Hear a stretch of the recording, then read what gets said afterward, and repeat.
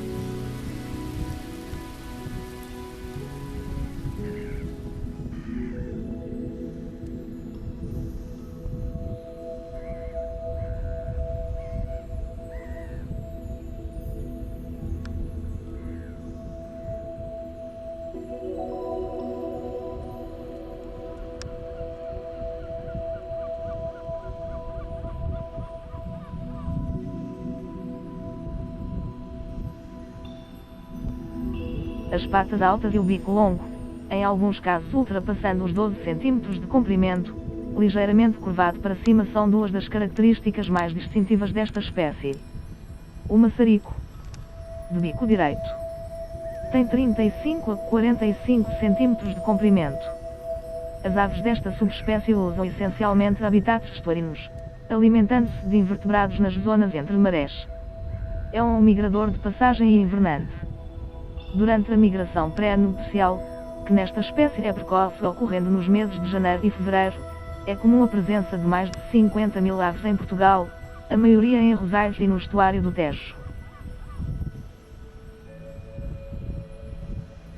Mais pequeno, com 15 e 17 cm de comprimento e 42 a 45 cm de envergadura, podemos também encontrar aqui o borrelho.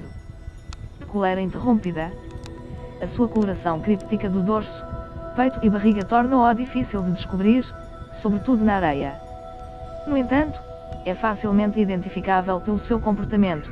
Corre rapidamente e para, balançando o corpo e a cabeça. Grande parte da população nacional é residente e é invernante, é migradora, nidifica principalmente ao longo da costa, em zonas baixas e arenosas, estuários e lagoas.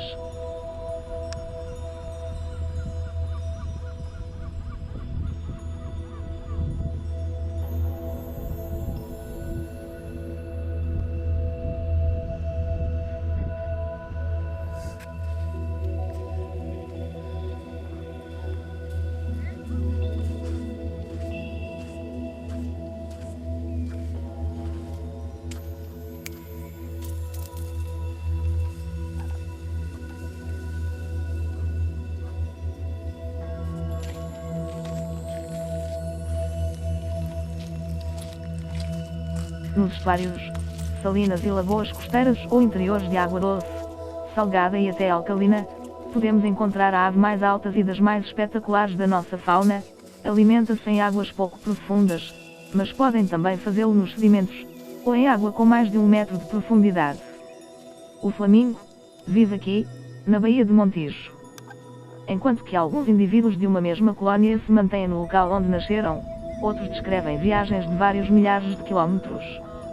Quando os dias ficam mais frios, voam até ao norte de África e regressam na primavera seguinte.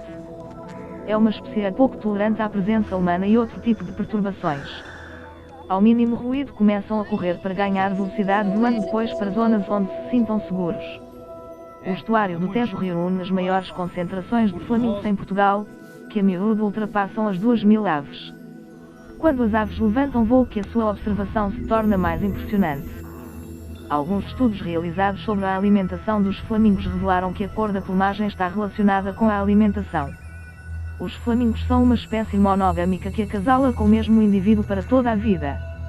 O início da época de nidificação depende muito das condições climatéricas e da satisfação de determinados requisitos, o que em geral sucede em finais de abril. Após o nascimento, as crias abandonam o ninho, mas mantêm-se nas imediações durante 10 dias, altura a partir da qual são reunidas em creches de muitos juvenis da mesma idade. Durante este período, ambos os progenitores conseguem distinguir a sua cria e apenas alimentam o seu descendente. Os flamingos ingerem insetos, crustáceos, moluscos, anelídeos, protozoários, diatomáceas, algas, sementes, plantas e até pequenos peixes. O abandono e transformação de salinas para outras atividades tem constituído um dos grandes fatores de ameaça para a sua fixação.